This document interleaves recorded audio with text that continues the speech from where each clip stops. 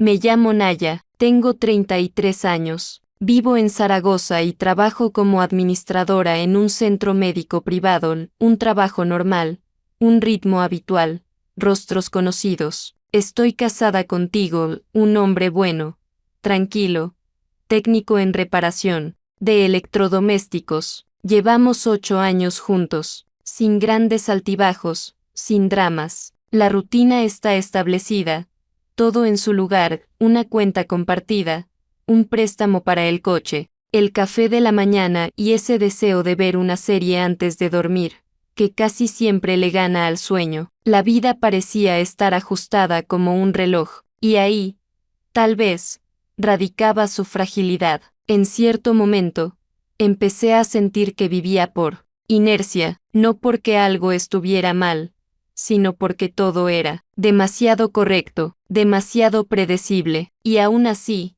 se podía seguir adelante. Sabía cómo calmar esa inquietud interna, convencerme de que la estabilidad es felicidad, y habría seguido así, si no fuera por aquella noche. Unos conocidos organizaron una fiesta de inauguración, un evento común al que fuimos contigo sin esperar nada especial, y fue ahí donde vi a Leo. Hacía casi 6 años que no lo veía. Él era amigo de Tigo desde la juventud. En su momento, pasábamos mucho tiempo con el mismo grupo, incluso, hubo algo entre nosotros. Pero yo ya estaba contigo, y Leo desapareció del mapa, se fue a México, organizaba cosas allí, vivió unos años lejos, y ahora estaba aquí, de repente, como si el tiempo no hubiera pasado. Estaba de pie en una esquina con una copa de vino, bromeando con alguien, y cuando cruzó la mirada conmigo, sonrió.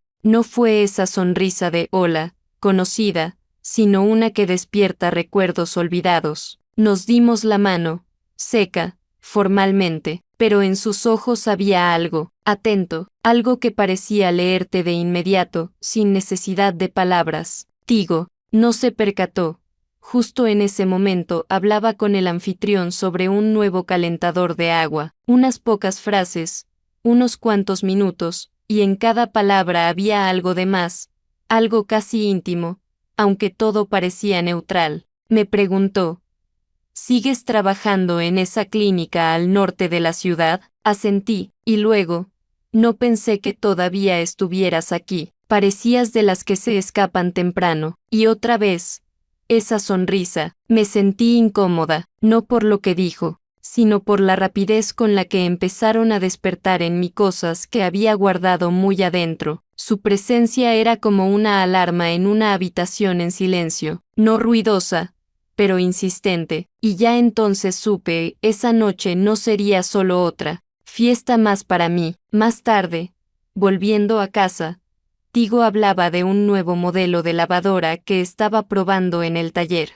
Yo lo escuchaba, pero mi atención flotaba lejos. Tenía en la cabeza ese breve momento con Leo, no por el contenido de la conversación, sino por la emoción que despertó, una tensión interna que no daba miedo, pero que me hacía sentir más viva. Me dormí tarde, no tenía nada concreto en la cabeza, solo una sensación. Algo se había movido, algo pequeño, pero inevitable, como una grieta en el cristal, todavía diminuta, pero ya el comienzo de otra cosa. Los días siguientes no se diferenciaban en nada de los anteriores. Iba al trabajo, respondía llamadas, agendaba pacientes, a veces llenaba formularios hasta entrada la noche. Todo parecía estar bajo control. Por las noches, cena contigo, ver las noticias o algún documental, durante el cual él comentaba detalles de vez en cuando y yo asentía,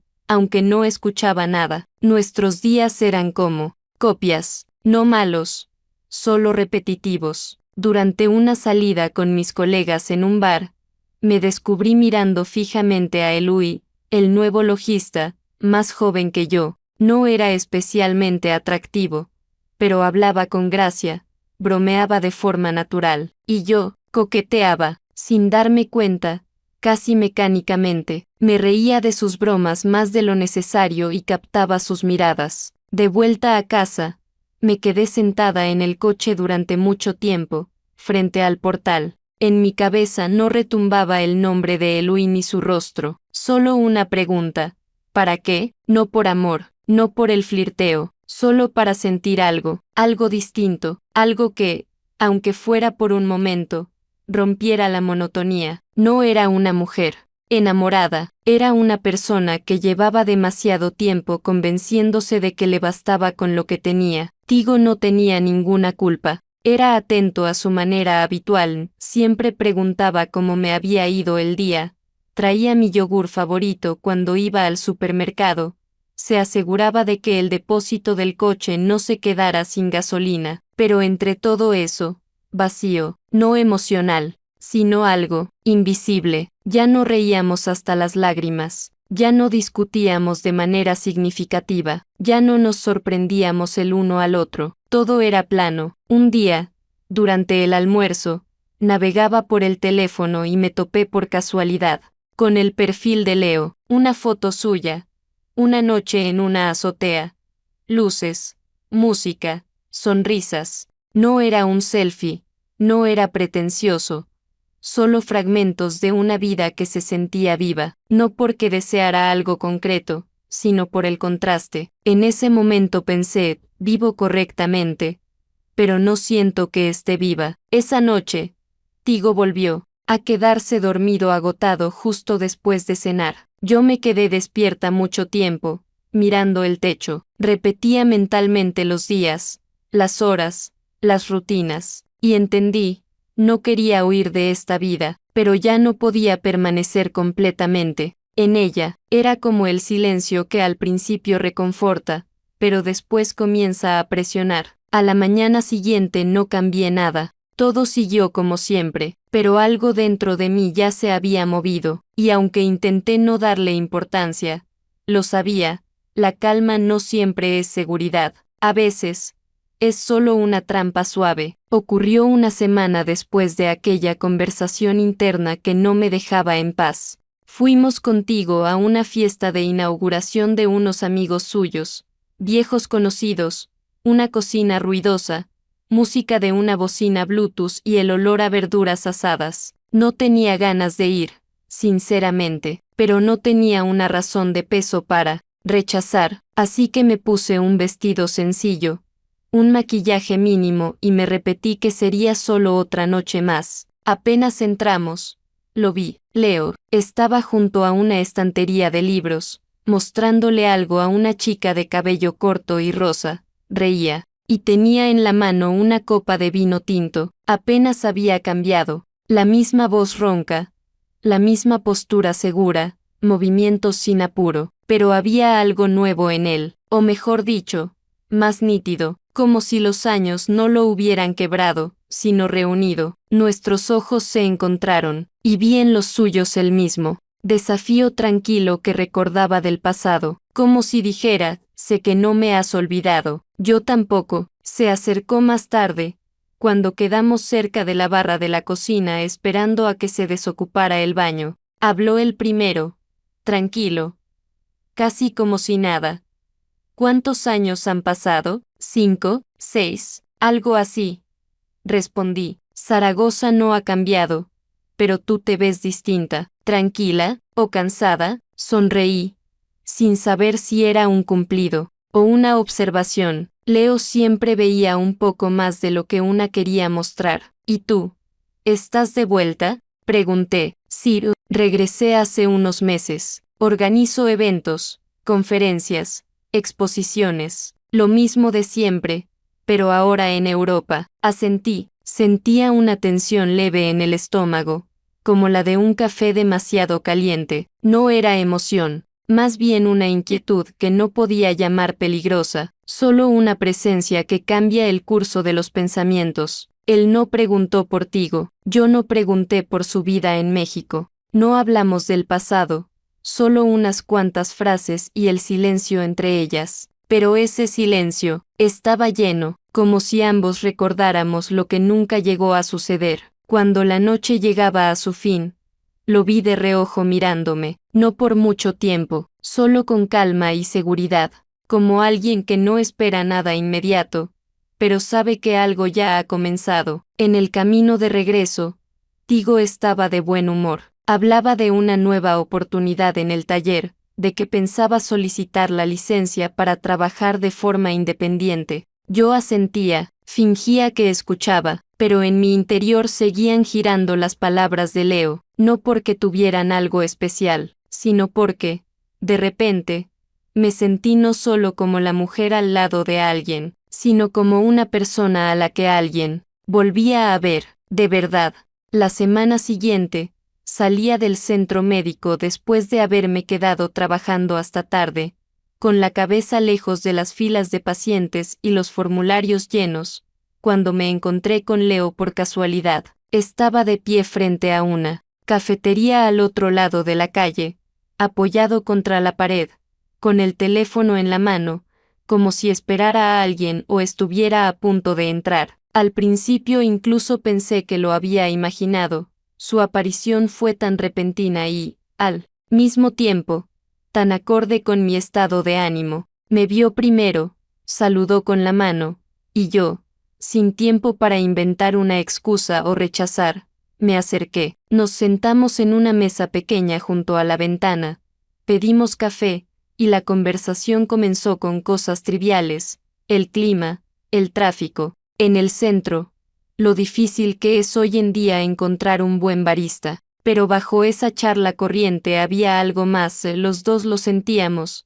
aunque ninguno lo dijera en voz alta, sus frases llevaban un subtexto, y en cada gesto se notaba un interés real, uno que iba más allá de la cortesía, y lo más importante, el silencio entre las palabras no era incómodo, al contrario, daba una sensación de confianza, algo familiar, algo que hacía tiempo no sentía en mi vida actual. Intentaba hablar de forma contenida, responder con equilibrio, mantenerme dentro de los límites de una conversación educada entre viejos conocidos, pero cada vez que nuestras miradas se encontraban, me daba cuenta de que algo se apretaba dentro de mí, como si mi armadura habitual tuviera una fisura. Él hablaba como si cada palabra pasara a través de mí, no solo llegara a mis oídos. En cierto momento me miró a los ojos y dijo, «Sabes, tú nunca fuiste solamente de alguien, ni siquiera cuando parecía que todo ya estaba decidido». No respondí, solo bajé la mirada hacia la taza y fingí que removía el azúcar, aunque no había puesto ninguno, pero esa frase se quedó muy dentro de mí, como si él hubiera sacado algo que yo llevaba mucho tiempo escondiendo, y lo hubiera dejado frente a mí, sin pedir permiso. Cuando salimos de la cafetería, le dije que tenía que volver, y él solo asintió, no insistió, no se ofreció a acompañarme, solo me deseó una buena tarde y añadió, «Te ves como si estuvieras cansada, pero no físicamente, me gustaría que pudieras descansar». De verdad, caminé hacia el coche con la cabeza pesada, no por el café, ni por la charla, sino porque por primera vez en mucho tiempo, alguien no me preguntó si estaba bien, simplemente vio que no lo estaba. Esa noche no cambió nada por fuera, pero por dentro se sintió como un primer, aunque casi imperceptible desplazamiento del suelo, y ya sabía, no era solo un reencuentro con un viejo amigo, era el inicio de algo que me haría enfrentar preguntas que había evitado con esmero durante años. Unos días después de aquella conversación, me invitaron a una velada benéfica, un evento para socios del sector médico en el que debía representar nuestra clínica, dar un breve discurso sobre un programa para pacientes con enfermedades crónicas, entregar un certificado y posar para algunas fotos formales. El evento se realizaba en un antiguo teatro restaurado, de esos que aún conservan molduras en el techo, barandillas de madera y ese olor a tiempo que se acumula en los rincones de los pasillos. Me puse un vestido negro sobrio, recogí el cabello, y, desde el principio, me mentalicé, cumplir con mi papel sin contactos innecesarios, sin improvisaciones. Todo marchaba según lo previsto, hasta que lo vi. Leo estaba en la zona técnica junto a los organizadores, confirmando algo con la coordinadora, con una tablet en las manos. Se notaba, estaba ayudando con la logística o supervisando el evento en parte. Nuestros ojos se cruzaron, solo por unos segundos, pero bastaron para que mi pulso se disparara, como si el cuerpo reaccionara antes de que pudiera entender qué estaba ocurriendo. Bajé la vista enseguida, fingiendo que revisaba el programa del evento, aunque no veía nada, solo una mancha blanca donde debería estar el texto. Durante toda la noche me mantuve lejos de él, hablé con los invitados, respondí preguntas de colegas, escuché los discursos, sostuve pequeñas conversaciones sociales, pero internamente no podía deshacerme de la sensación de que cerca de mí había algo prohibido, y, al mismo tiempo, lo único que realmente sentía, el momento en que todo se volteó no fue en el escenario ni durante la parte oficial, sino más tarde, cuando volvía de la sala después de las fotos, en un pasillo angosto, donde una lámpara parpadeaba sobre la puerta del antiguo guardarropa. Él estaba allí, como si hubiera aparecido por casualidad. No se acercó, no me tocó. Solo dijo en voz baja, no lo planeé, pero no podía no venir. Sabiendo que estarías aquí, intenté responder algo apropiado, contenido, algo que encajara con el momento, pero no me salieron las palabras. Nos miramos en silencio, no mucho tiempo, no de forma dramática, solo lo suficiente para que en mi cabeza se derrumbaran todas las explicaciones racionales. Y entonces pasó lo que supuestamente no quería, pero ¿qué esperaba? Sus labios tocaron los míos sin aviso, sin movimientos innecesarios, sin prisa. Fue un beso breve, tan breve que podría haberse llamado un error, un impulso momentáneo, si no fuera por la manera en que mi cuerpo reaccionó, en silencio, con una exactitud dolorosa, con esa claridad que solo tiene alguien que durante mucho tiempo no se ha permitido sentir nada. Me alejé, enderecé los hombros, dije, esto no debería haber pasado. Él no respondió nada, y ese silencio me pareció más honesto que cualquier perdón o no era mi intención, porque, en el fondo, yo sabía que también lo había querido. Lo supe desde aquella tarde en la cafetería, lo supe incluso antes de que él apareciera de nuevo. Simplemente, el sentimiento regresó antes de que yo pudiera darme permiso. Salí del edificio deprisa, intentando no mirar atrás, no buscarlo entre la gente, no pensar si venía tras de mí. Subí al coche, encendí el motor, y me quedé sentada, varios minutos sin moverme, porque entendí, ya no hay forma de volver atrás. Aunque todo por fuera se vea igual, por dentro ya he cruzado una línea. Después de aquella noche, fue como si ambos aceptáramos en silencio que no volvería a suceder. Ningún encuentro, ningún roce, ningún pasillo vacío donde las miradas se detienen más de lo debido. Cada uno siguió por su camino,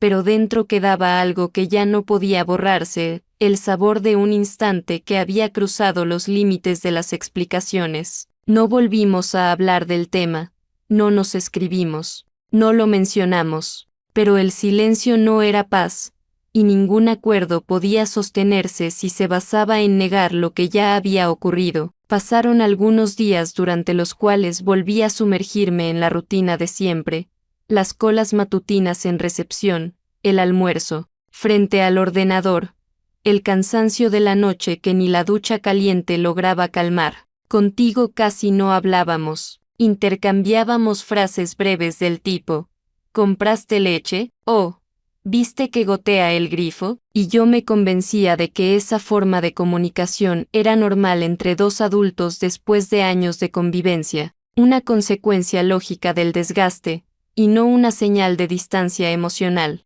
Pero cada noche, al acostarme, mis pensamientos no estaban con el hombre que dormía a mi lado, sino con ese momento en el pasillo del teatro, no por romanticismo ni por deseo, sino porque en él me sentí viva. Un día me llamó una amiga de la infancia, invitándome a la inauguración de una pequeña galería de arte en la ciudad. No lo dudé mucho, pero en vez de decirle a Tigo la verdad, inventé que tenía una cita con una colega para tomar un café. Fue incómodo, extraño, y muy poco propio de mí.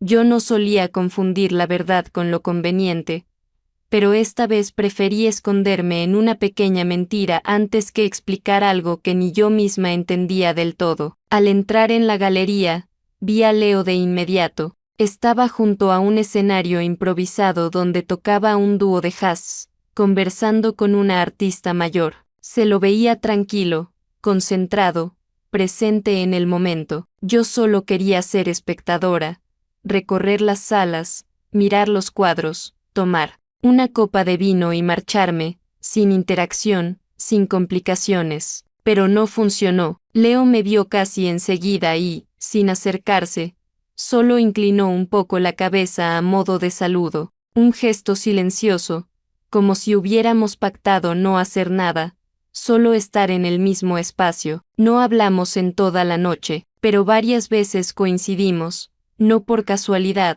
sino porque el propio lugar lo propiciaba. Nuestros hombros se rozaron levemente mientras observábamos una instalación. Nuestras manos quedaron demasiado cerca cuando tomamos copas de la misma mesa, y aunque esos roces fueron completamente inocentes, pesaban más que cualquier palabra, porque contenían todo lo que no habíamos dicho. Sonreíamos, pero no hablábamos, y precisamente esa contención subrayaba lo absurdo de la situación.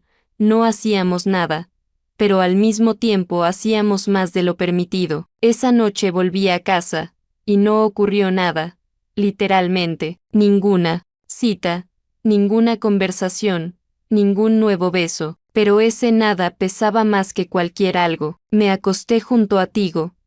Escuché su respiración uniforme, sentí el calor de su hombro, pero por dentro no podía librarme de una sensación agobiante de vacío, el tipo de vacío que no nace cuando alguien te deja, sino cuando te pierdes a ti misma, aunque sigas viviendo como si todavía tuvieras el control. Los días pasaban uno tras otro, fundiéndose en una cadena de gestos conocidos y reacciones automáticas, donde cada movimiento estaba ensayado por años de vida compartida, y hasta las palabras comenzaban a sonar como un fondo que no requería respuesta. Tigo no hacía preguntas directas, no creaba escenas, no indagaba sobre mis planes, pero algo en su comportamiento cambió.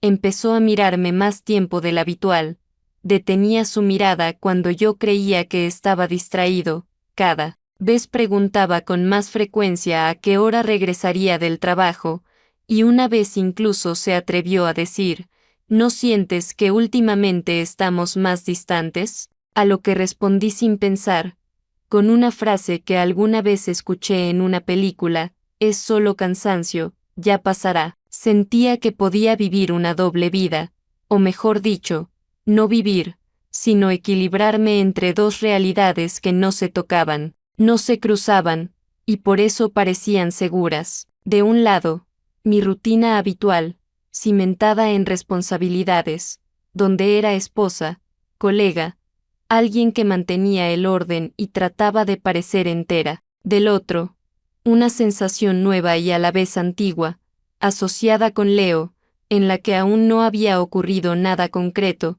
pero ya todo estaba demasiado profundo como para llamarlo casualidad. Cada vez que veía su nombre en la pantalla del teléfono, incluso si era un mensaje trivial como te vi hoy, tu sonrisa no era sincera, sentía que algo dentro de mí se tensaba, no por miedo a ser descubierta, sino porque alguien volvía a notar lo que yo misma llevaba años escondiendo. Leo nunca exigía, nunca presionaba, nunca imponía condiciones, pero su presencia silenciosa en mi vida se había convertido en un punto fijo de enfoque, y ya no lograba concentrarme en nada más, incluso cuando me esforzaba conscientemente en alejarme. Mentía con mayor frecuencia, a veces sin motivo real, como si el simple acto de inventar nuevas versiones de mí misma me diera una ilusión de control. Un día le dije a Tigo que me quedaría más tarde en el trabajo por un retraso en las consultas,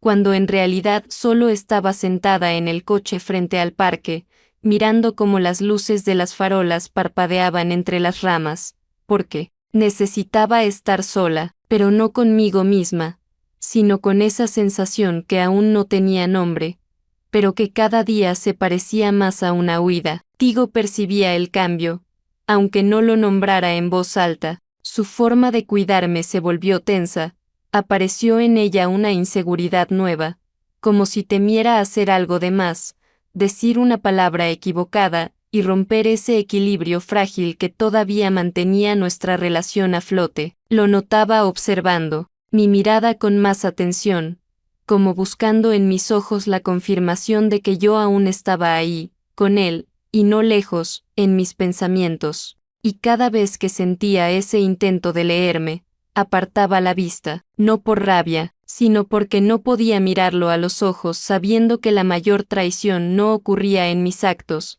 sino en el silencio entre nosotros. Cada vez que nos sentábamos a cenar, intentaba mantener viva la conversación, contaba pequeñas cosas, hablaba de historias del trabajo, mencionaba alguna noticia, pero ningún tema duraba más de unos minutos, y en el aire flotaba un vacío que antes parecía normal, y ahora se volvía casi físico, pesado. Veía que Tigo estaba agotado, que deseaba claridad, que quería recuperar esa versión simple de nosotros que alguna vez tuvimos, pero yo ya no podía traerla de vuelta, porque vivía entre dos mundos, y ninguno de ellos me resultaba del todo propio. Pasaron unas semanas, y empecé a pensar que la situación se había estabilizado, que había logrado recuperar cierto equilibrio, construir una ilusión de control en la que cada parte de mi vida estaba cuidadosamente separada de la otra, sin posibilidad de que se cruzaran. Pero justo cuando creí que había aprendido a caminar entre líneas, la realidad se dio vuelta de la forma que menos esperaba. Durante un almuerzo en casa de los padres de Tigo, una reunión familiar por el cumpleaños de su sobrino, su hermana empezó a contar con entusiasmo sobre un nuevo proyecto comunitario en el que participaban, algo relacionado con iniciativas culturales en el centro de la ciudad, organización de eventos creativos, apoyo a artistas locales. La escuchaba sin demasiado interés, simplemente asentía con una ensalada en la mano, hasta que escuché un nombre conocido. Dijo, y lo mejor es que estamos trabajando con un chico súper bueno, Leo, acaba de volver de México, allá organizaba festivales, ahora lleva nuestras presentaciones. Es súper ordenado, muy atento, un crack. Me pareció que todas las demás palabras perdían sonido, como si alguien hubiera bajado el volumen del mundo, y solo quedara ese nombre, repitiéndose dentro de mí como una alarma que nadie más oía. Sonreí con cortesía, con la expresión de siempre, fingí que no pasaba nada y dije algo neutral. Quizá un qué bueno que tengan gente así en el equipo, aunque por dentro apenas contenía la ansiedad. Porque entendía, Leo ya no era solo parte de mi historia oculta. Ahora había entrado en una zona donde su presencia se volvía peligrosa. El resto del día evitamos ese tema, y yo evité la mirada de Tigo, sin saber si en su cabeza ya se encendía alguna sospecha, si había notado cómo cambió mi postura, como de repente me volví más reservada, como si quisiera desaparecer en medio de una habitación llena de voces. Unos días después, encontré en mi bolso, entre la libreta y unos papeles del trabajo, una postal, una pequeña tarjeta con la imagen de un viejo cine, y dentro un mensaje breve, con su letra inconfundible: podemos fingir, pero por dentro ya todo está decidido. No sabía cuándo ni cómo la había puesto ahí, pero esa frase me atravesó, con un escalofrío, no por ser una amenaza o una confesión, sino porque era verdad. Una verdad que yo no quería aceptar en voz alta. Esa misma noche, ya en casa, me encerré en el baño, fingiendo que tenía algo urgente que hacer con mis cremas o el maquillaje, pero en realidad solo estaba ahí, parada frente al espejo, mirándome fijamente, como intentando encontrar en mi rostro algún rastro de todo lo que estaba pasando, como si necesitara confirmar que todavía sabía quién era, y entonces, me eché a llorar, no con gritos ni desesperación. Las lágrimas simplemente comenzaron a caer, silenciosas, y no intenté detenerlas. No era un llanto por amor, ni por una pérdida, ni por enojo, era por una ruptura interna, esa que ocurre cuando te das cuenta de que vives entre dos verdades, y ninguna de ellas ya puede sostenerse por completo. Sabía que ya no tenía fuerzas para mantenerlo todo separado, que las fronteras empezaban a borrarse, que ya no era posible esconderme detrás de frases correctas y excusas domésticas. Pero también sabía que decir la verdad significaba destruirlo todo, y por eso callaba, como siempre, solo que ahora con más peso, más espesor, más dolor. La noche comenzó como tantas otras, sin el más mínimo indicio de desastre. Hablamos de si debíamos cambiar el filtro del lavavajillas. Vimos un documental durante la cena que Tigo puso pero no terminó, diciendo que estaba cansado. No hubo peleas, ni discusiones, ni silencios tensos. Entre nosotros ya no había enfrentamientos, porque ambos habíamos aprendido a evitar cualquier tema que pudiera doler. Lo que quedaba era una interacción pulcra, domesticada, carente de filo, y por eso, cuando me pidió prestado el teléfono, lo tomé como una banalidad más, una escena menor sin importancia. Su móvil, explicó, se había descargado o tenía algún fallo, ni siquiera recuerdo qué fue exactamente, porque en ese momento mi mente estaba dividida entre el fregadero, una taza con los restos del té y las ideas sueltas sobre la jornada del día siguiente. Le pasé mi teléfono sin sentir nada extraño, sin sobresalto, no porque no hubiera nada que temer,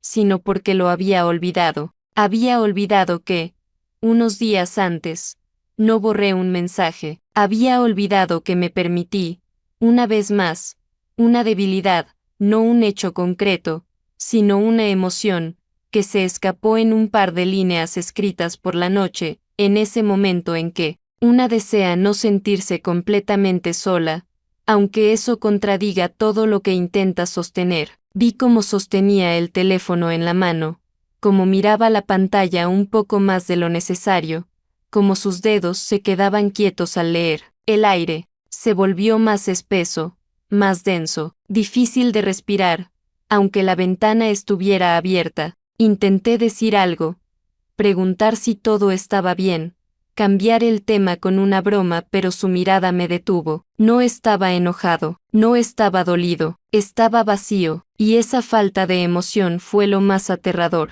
porque no significaba un arrebato, sino una conclusión. Algo se había roto, pero no en ese instante, mucho antes, solo que ahora, por fin, había llegado el silencio que sigue a la última palabra. No dijo nada, simplemente dejó el teléfono sobre la mesa, se dio la vuelta y se fue, sin escándalos, sin portazos, sin acusaciones. En ese gesto, irse sin una palabra había más herida que en cualquier grito. Me quedé parada en la cocina, sin saber qué hacer. Una parte de mí todavía pensaba que regresaría, que solo necesitaba espacio, que me diría que necesitaba pensar. Pasó una hora, luego otra, y fue recién después de la tercera que entendí, no volvería tan fácilmente. No lo llamé, no le escribí, no inventé justificaciones, porque en el fondo sabía que no había nada que explicar,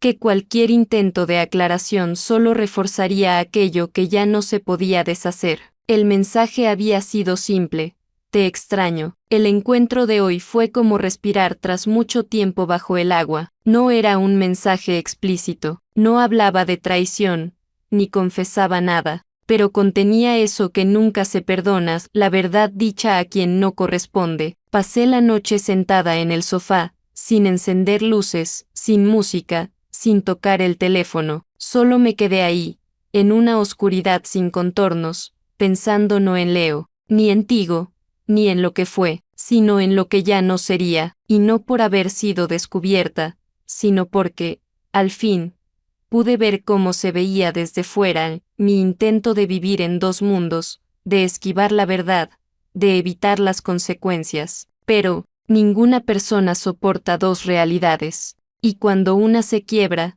la otra no sobrevive tampoco. Después de aquella noche en la que Tigo se fue, todo a mi alrededor pareció desconectarse de la realidad en la que solía vivir, y aunque formalmente nada había cambiado, las mismas habitaciones, los mismos objetos en los estantes, el mismo ritmo de los actos matutinos, por dentro cada movimiento había perdido su sentido. Me despertaba no porque tuviera un plan, sino porque el cuerpo, por costumbre, me obligaba a levantarme, preparar café, elegir ropa, salir hacia el trabajo, donde cada vez más sentía las miradas compasivas de los colegas. No sabían nada, pero parecían percibir que algo se había roto. Leo intentó ponerse en contacto conmigo, enviaba mensajes breves, sin propuestas concretas, sin exigencias, pero cada uno llevaba esa nota emocional reconocible,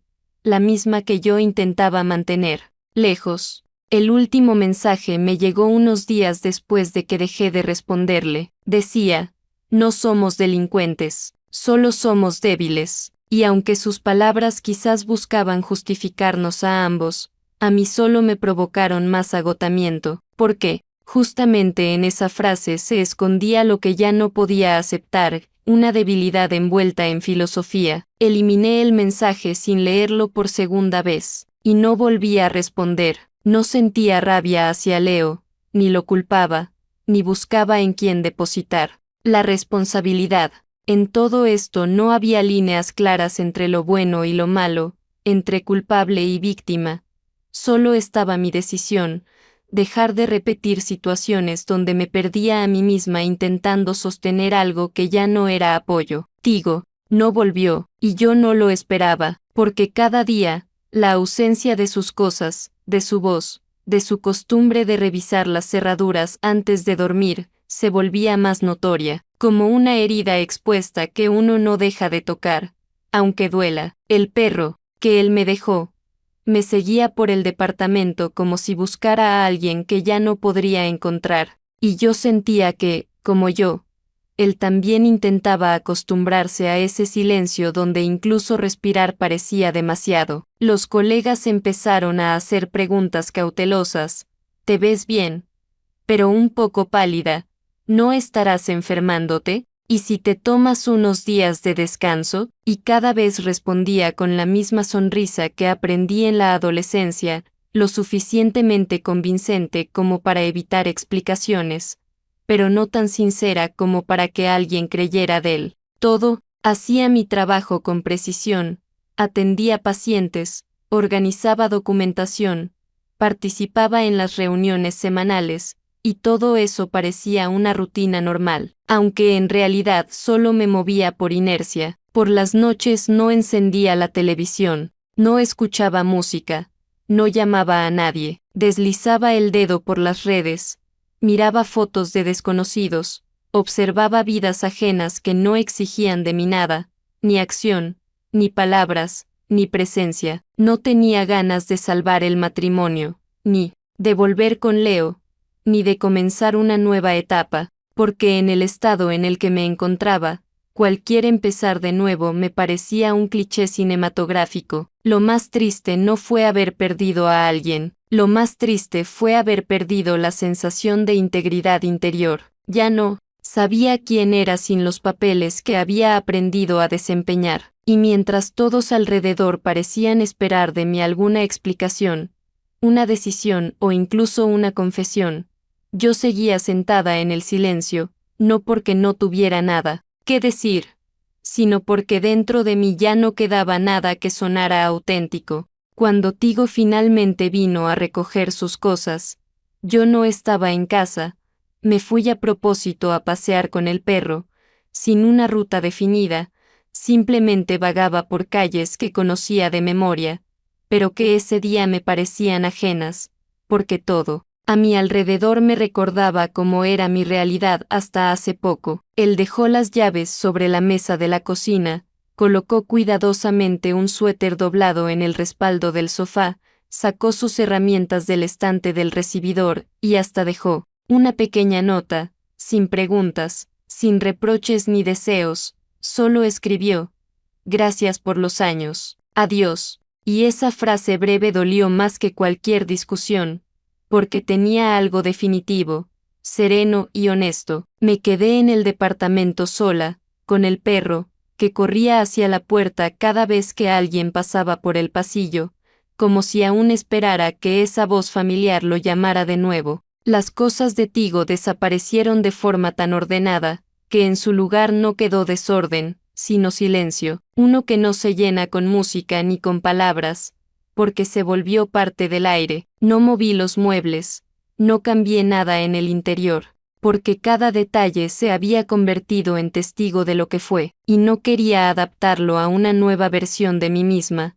la que quedó después del derrumbe. Leo desapareció de mi vida casi sin dejar rastro, no volvió a escribir, no llamó, no se dejó ver por lugares conocidos, pero de vez en cuando veía sus publicaciones en redes sociales, fotos de eventos, anécdotas graciosas sobre errores de organización, cosas neutras y al mismo tiempo profundamente personales por la manera en que él siempre supo crear cercanía. Nunca le di me gusta, nunca comenté, pero las miraba, como buscando una prueba de que seguía con su vida, una vida en la que ya no había lugar para mí. La gente a mi alrededor actuaba como si solo hubiera pasado por una crisis, como si este periodo hubiese sido un simple fallo temporal, un tropiezo que ya había pasado, y ahora podía volver a funcionar normalmente. Los colegas me invitaban a tomar café. Una terapeuta conocida me sugirió con cuidado reorientar el foco hacia mí misma, y mi madre llamaba más seguido, pero hablaba sobre cosas pequeñas, como si tuviera miedo de preguntar algo realmente importante. Yo respondía con cortesía, mantenía la conversación, sonreía en los momentos adecuados, incluso bromeaba de vez en cuando, pero todo eso ocurría alrededor de mí, no dentro. Pensé mucho en lo que realmente había perdido, no solo una relación, ni solo la confianza, ni siquiera la ilusión de estabilidad.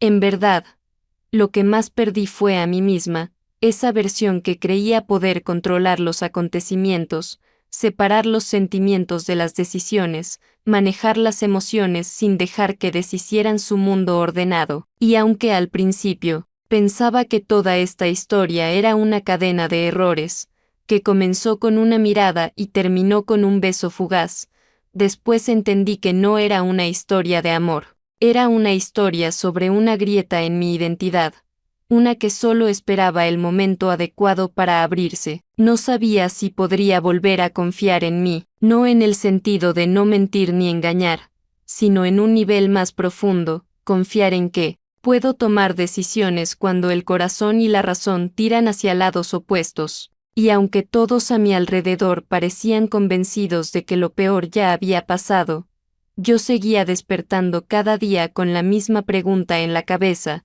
¿quién soy ahora que rompí mi propia estructura eligiendo no a alguien, sino un impulso interior que resultó ser más fuerte que todos mis debería y no se puede? Seguía viviendo, sin dramatismos, sin grandes conclusiones, porque las verdaderas transformaciones no parecen películas, ocurren en mañanas sencillas, en noches vacías, en cómo dejas de esperar una llamada que antes te parecía salvación, y en cómo comienzas a aceptarte sin perfección, sin certeza, sin fuerza constante. Solo tú, Naya, la que quedó.